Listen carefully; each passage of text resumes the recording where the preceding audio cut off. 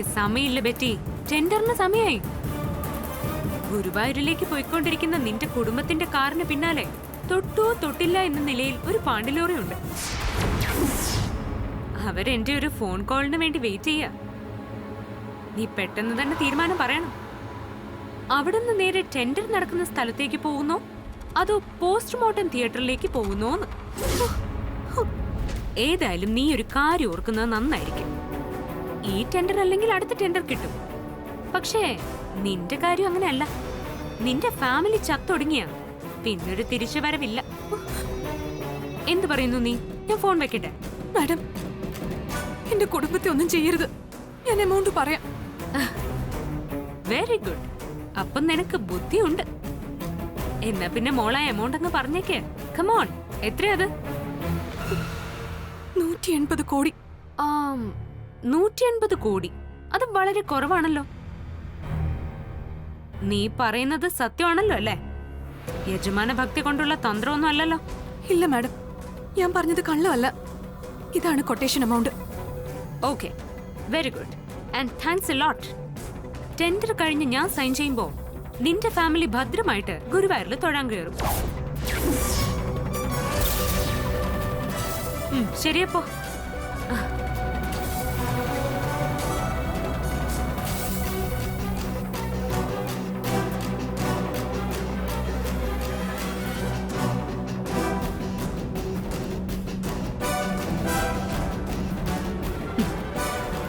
അഖിലാണ്ടേശ്വരി അമ്മേ, ഈ പ്രിയങ്ക വർമ്മ കരുക്കൾ നീക്കി തുടങ്ങുക.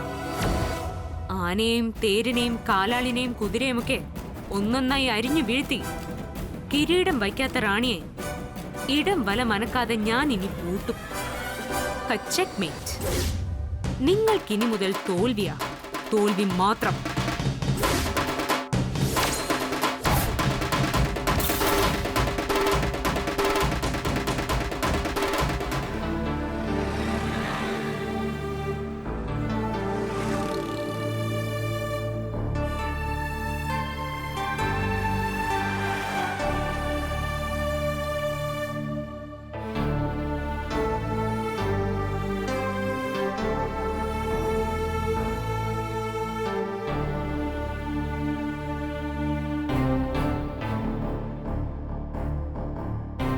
നിന്നെ എത്ര നേരം കൊണ്ട് വീട്ടിൽ കാത്തിരിക്കാന്നറിയോ? എന്താ എത്ര വൈകിയത്? അതച്ച ഞങ്ങള് വരുമ്പോ അത് ചെറിയൊരു മഴ ചാറിയച്ച, അതാ ഞങ്ങൾ ഒതുങ്ങി നിന്നത്. ആ, ഇന്ന് ഉച്ചയ്ക്ക് എനിക്ക് ഭക്ഷണമൊന്നും വേണ്ട. ബഷീർക്ക് താൽക്കാലികമായി ഒരു ഡ്രൈവറുടെ ജോലി ശരിയാക്കി തന്നിട്ടുണ്ട്. അതുകൊണ്ട് രാത്രി എത്താൻ ഞാൻ ചിലപ്പോൾ വൈകും. ശരിയച്ച. രണ്ടുപേരും കഥവ് പൂട്ടി അകത്തിരുന്നാ മതി. ബഷീർക്ക് ഇടയ്ക്കിടയ്ക്ക് വന്നു നോക്കും. എന്തെങ്കിലും കാര്യം ഉണ്ടെങ്കിൽ ബഷീർക്കോട് പറഞ്ഞാൽ മതി. നിന്റെ സ്കൂളിന്റെ കാര്യം ഞാൻ തിരക്കുന്നുണ്ട്. ഇപ്പൊ TC ഒക്കെ ഓൺലൈനില്ല. അത് വരുത്തിക്കണമെന്ന് അപ്പുറത്തെ മാഷ് പറയുന്നത് കേട്ടു. ഇവന്റെ അഡ്മിഷൻ മാത്രം പോരാ ബഷീർക്ക, എന്റെ മോൾക്കൊരു പയ്യനെ കൂടി നോക്കണം. നിന്റെ സ്കൂളിന്റെ കാര്യം ഞാൻ തിരക്കുന്നുണ്ട്. ഇപ്പൊ TC ഒക്കെ ഓൺലൈനില്ല. അത് വരുത്തിക്കണമെന്ന് അപ്പുറത്തെ മാഷ് പറയുന്നത് കേട്ടു. ഇവന്റെ അഡ്മിഷൻ മാത്രം പോരാ ബഷീർക്ക, എന്റെ മോൾക്കൊരു പയ്യനെ കൂടി നോക്കണം. ഇന്നലെ ഞാൻ ഒരുപടി കണ്ണടച്ചിട്ടില്ല. ആ ഷൺമുഖന്റെ കാര്യം ഞാൻ പറഞ്ഞില്ലേ, എത്രയും പെട്ടെന്ന് വീട് മാറിയേ പറ്റൂ. ഒക്കെ ശരിയാക്കാം. ദാസേ, നിന്റെ മോടെ പഠിപ്പെന്താന്നാ പറഞ്ഞേ? 10ാം ക്ലാസ് വരെ പഠിച്ചു. പരീക്ഷാ സമയത്താ സുധയുടെ അമ്മയുടെ മരണം. പരീക്ഷ എഴുതാൻ എല്ലാവരും നിർബന്ധിച്ചതാ, മാഷന്മാര് ഞങ്ങളൊക്കെ. പിന്നെ മുത്തശ്ശി മരിച്ചു കിടക്കുമ്പോൾ പരീക്ഷ എഴുതാൻ പറ്റില്ല എന്നൊരു വാശി. അവിടെ തീർന്നു പഠിത്തം. ആ, പിന്നെ നന്നായിട്ട് ഇവള് പാചകം ചെയ്യും. മതി, അത് തന്നെ ധാരാളം. ഒരു പെണ്ണിന് വേണ്ട വലിയ പഠിപ്പ് അത് തന്നെയല്ലേ? ദാസ് എത്രയും വേഗം ജോലിക്ക് പോകാൻ നോക്ക്. ശരി ബഷീർക്ക, നിങ്ങൾ നോക്കാം.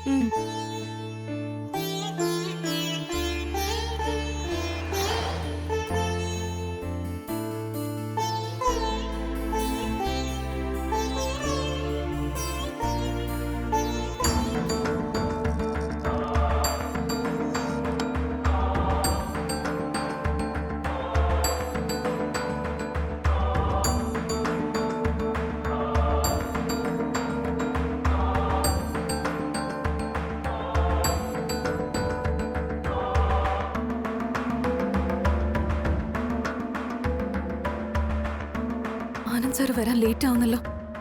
ടെൻഡർ തുടങ്ങാൻ സമയമായി. ഇവിടെ ഇനി എന്തൊക്കെ നടക്കാൻ പോകുന്നു എന്തോ. ശ്ശോ.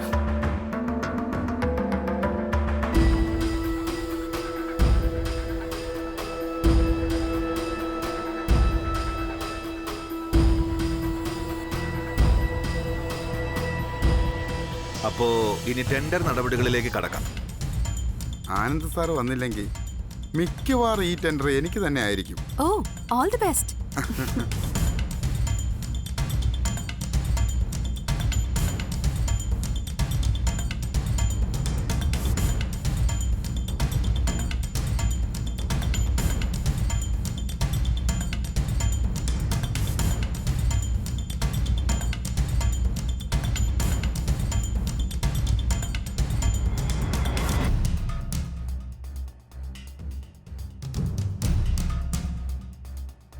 Congratulation sir.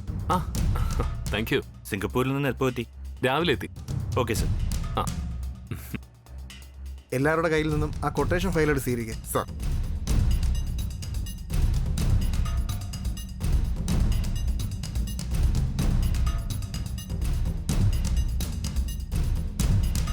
എന്നെ ഭീഷണിപ്പെടുത്തി കൊട്ടേഷൻ എമൗണ്ട് വരെ ചോർത്തിയെടുത്ത ആ പ്രിയങ്കയെ കാണുന്നേ ഇല്ലല്ലോ.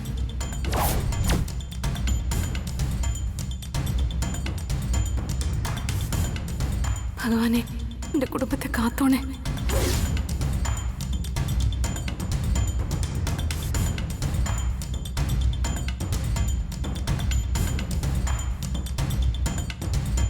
എല്ലാരും കൊട്ടേഷൻ തന്നല്ലോ. ഇനി ആരും ഇല്ലല്ലോ അല്ലേ? ഒരു കൊട്ടേഷൻ കൂടി ഉണ്ട്.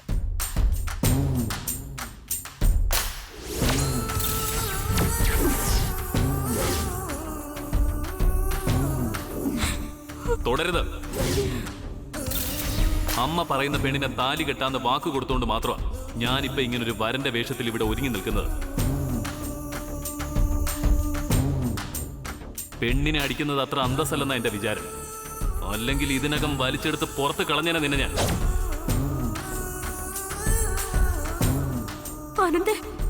ആനന്ദിന് എന്നെ മനസ്സിലാക്കാൻ പറ്റുന്നില്ലേ? ഞാൻ പറയുന്ന ഒന്ന് കേക്ക് ആനന്ദ്.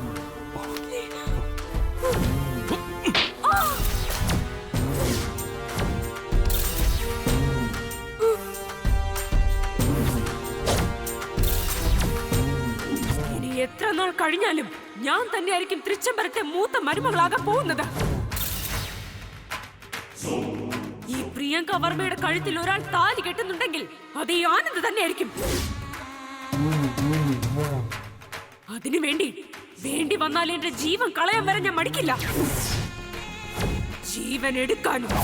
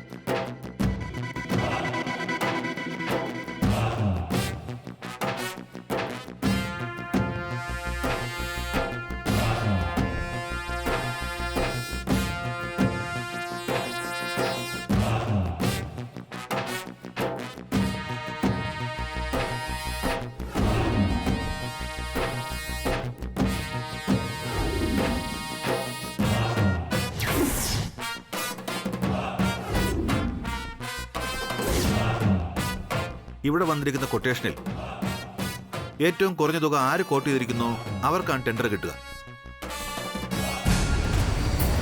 ഇതിന്റെ നിയമങ്ങളും നിബന്ധനകളും ഒക്കെ എല്ലാവർക്കും അറിയാലോ. അപ്പൊ പിന്നെ കൊട്ടേഷൻ അമൗണ്ട് വായിക്കാം.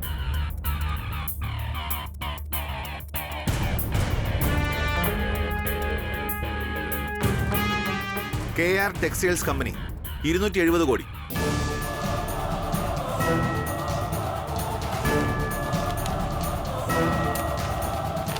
റിയൽ മൗണ്ട് ടെക്സ്റ്റൈൽസ് കമ്പനി 277 കോടി.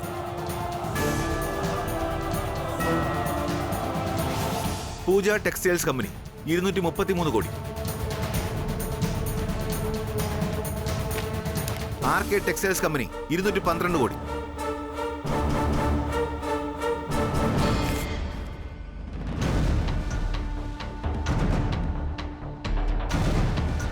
റോയൽ ടെക്സ്റ്റൈൽസ് കമ്പനി 242 കോടി.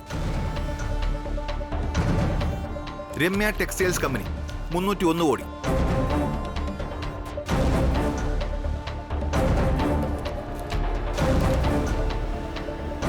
വിശ്വാസ് ടെക്സ്റ്റൈൽസ് ഗ്രൂപ്പ് 217 കോടി.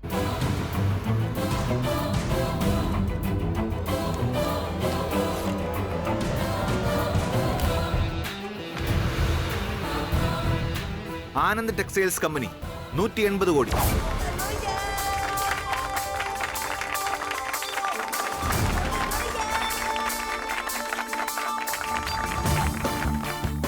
Sir congratulation. Thank you. Congrat sir. ഈ ടെൻഡർ ആർക്കും വിട്ടുകൊടുക്കില്ലല്ലേ? ഹേയ്, സർ ഇത്രയും കുറഞ്ഞ കൊട്ടേഷൻ പിടിക്കുമ്പോൾ ഒരുപാട് ലോസ് വരില്ലേ സർ? എനിക്ക് പ്രോഫിറ്റ് അല്ല പ്രധാനം, എന്നെ വിശ്വസിച്ച് വർക്ക് ചെയ്യുന്ന എംപ്ലോയീസ് അവരിലാണ് എനിക്ക് വിശ്വാസം. എക്സ്ക്യൂസ് മീ മിസ്റ്റർ ആനന്ദ്, സന്തോഷിക്കും വരട്ടെ. ടെൻഡർ ഇനിയും കഴിഞ്ഞിട്ടില്ല. എന്റെ കമ്പനിയുടെ കൊട്ടേഷൻ എമൗണ്ട് ഇതുവരെ വായിച്ചിട്ടില്ല. അത് വായിക്കട്ടെ, അതിനുശേഷം ടെൻഡർ ആർക്കെന്ന് തീരുമാനിക്കാം. എന്നിട്ട് മതി ഈ വിജയാരവങ്ങളൊക്കെ. ആദ്യം എല്ലാവരും ഒന്നിരിക്കണം പ്ലീസ്.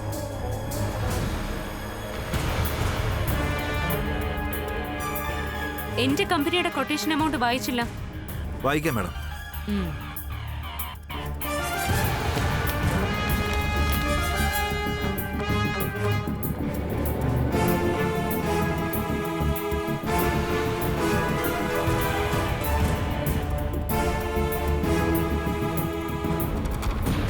പ്രിയങ്ക ടെക്സ്റ്റൈൽസ് കമ്പനി 179 കോടി.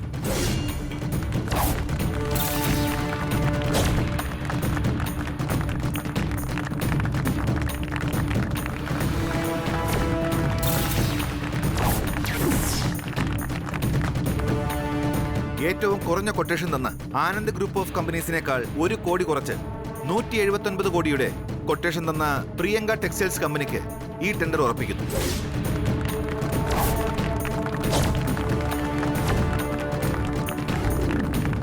Congratulations madam. Thank you.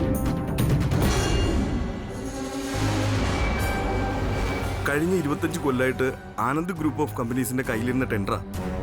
ഇത് ആദ്യമായിട്ടാ ഇങ്ങനെ മറ്റൊരു കമ്പനിക്ക് ടെൻഡർ പോകുന്നത്. അതെ അതെ, അതങ്ങനെയാ. ചിലപ്പോ ആനയ്ക്കും അടി തെറ്റിന്ന് വരും. ആ അത് തന്നെ. ബിസിനസ് അല്ലേ, ബിസിനസ്സിൽ ഇതൊക്കെ സഹജം.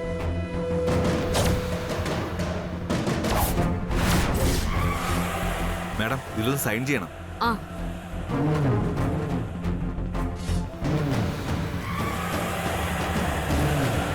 ദാ, ഇവിടെ. Thank you madam.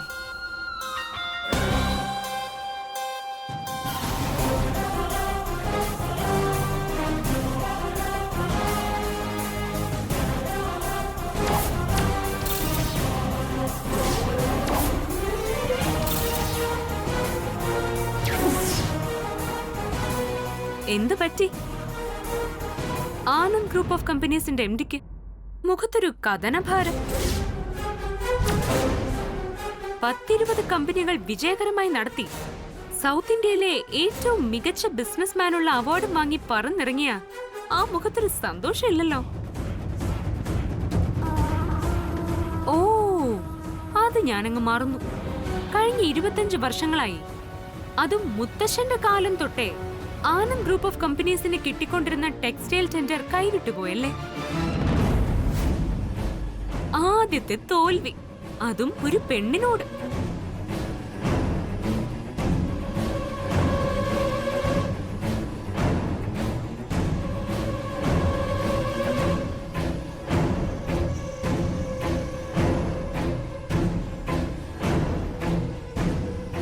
എന്നാ കേട്ടോ, ഇതൊരു ടെസ്റ്റ് ഡോസാ. തൃച്ചംബരത്തിന്റെ അടിത്തറ ഇളക്കാനുള്ള പ്രിയങ്കയുടെ ആദ്യത്തെ പ്രഹരം. ഇന്ന് ബിസിനസ് ലോകം മുഴുവനും അറിയും മികച്ച ബിസിനസ്മാന്റെ തോൽവിയുടെ കഥ. ഇനി ഇന്നു മുതൽ ഈ നാടറിയുന്നത് തൃച്ചംബരത്ത് ആനന്ദ് കൃഷ്ണന്റെ പരാജയത്തിന്റെ കഥകൾ മാത്രമായിരിക്കും. ഈ ടെൻഡറിലൊന്ന് ജയിച്ചെന്ന് കരുതി ലോകം പിടിച്ചടക്കിയെന്ന് വിചാരിക്കരുത്. നിന്റെ ഈ ആയുസ് തന്നെ എന്റെ അമ്മയുടെ ദാനമാണെന്ന് വല്ലപ്പോഴും ഓർക്കുന്നത് നന്നായിരിക്കും. നിന്നോട് വെറും പുച്ഛമാ എനിക്ക്. ആവശ്യമില്ലാതെ ഇനിയും വെല്ലുവിളിച്ച് ആയുസറാതെ ചാകാൻ നിൽക്കണ്ട. ചാകലല്ല, കൊല്ലല്. അതാരാരെയെന്ന് നമ്മൾ കാണാനിരിക്കുന്നതേ ഉള്ളൂ. സാർ അല്പം കൂടി ഒന്ന് വെയിറ്റ് ചെയ്യ. Just A few days please.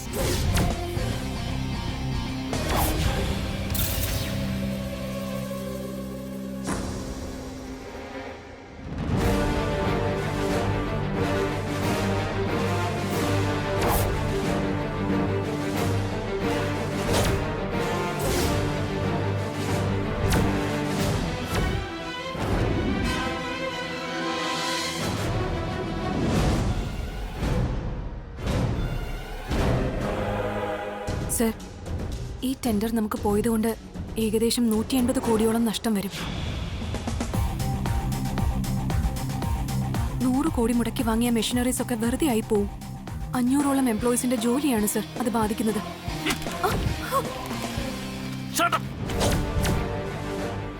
എന്റെ മുമ്പിൽ നിന്ന് അവളുടെ ഒരു കൊട്ടേഷൻ.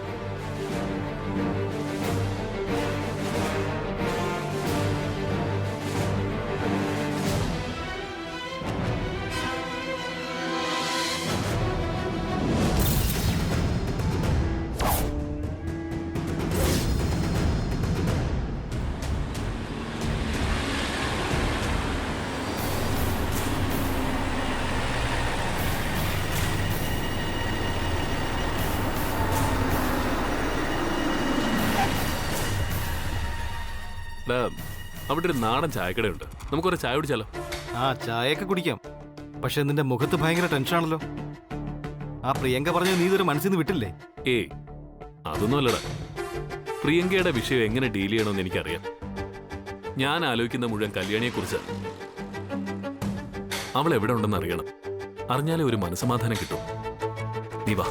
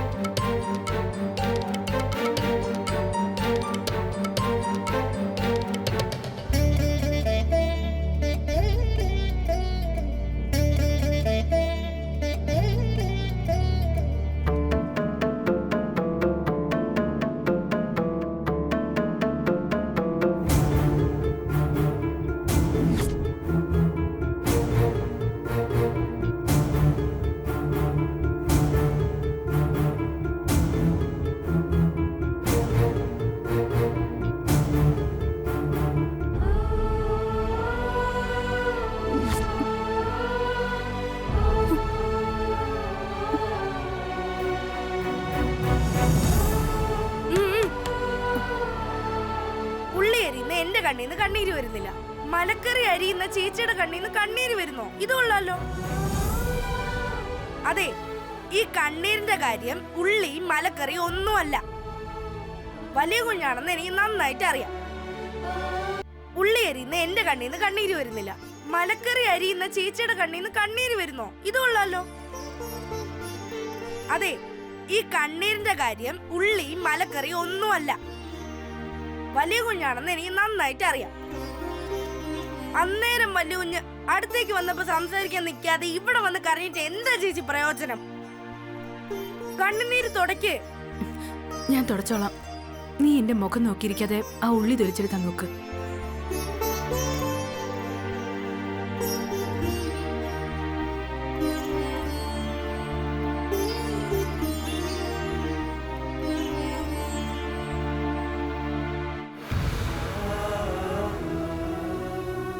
ഇപ്പോഴാലോചിക്കുമ്പോ ഭയങ്കര പറ്റായിപ്പോയി. അതൊന്നും ഇനി പറഞ്ഞിട്ട് യാതൊരു കാര്യമില്ല. ടെൻഡറിന്റെ കാര്യം പറഞ്ഞ് ബെറ്റി എപ്പോഴും വിളിച്ചില്ലായിരുന്നെങ്കിൽ കല്യാണിയെ നമുക്ക് കണ്ടുപിടിക്കായിരുന്നു. ആ അത് ശരിയാ. പക്ഷെ എന്റെ സംശയം അതല്ല മച്ചു.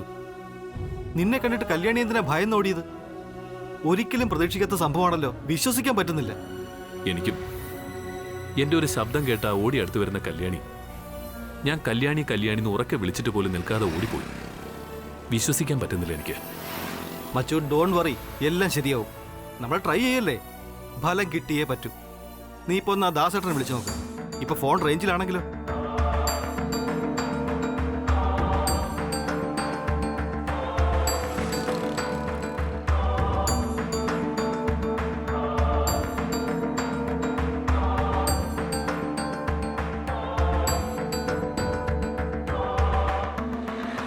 മതിയോ ചേച്ചി? ഇത്രയും മതി.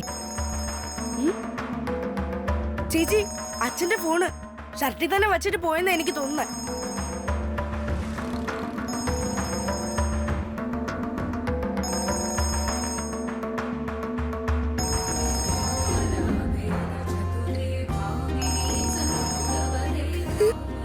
ചേച്ചി, വല്യ കുഞ്ഞാ വിളിക്കുന്നേ.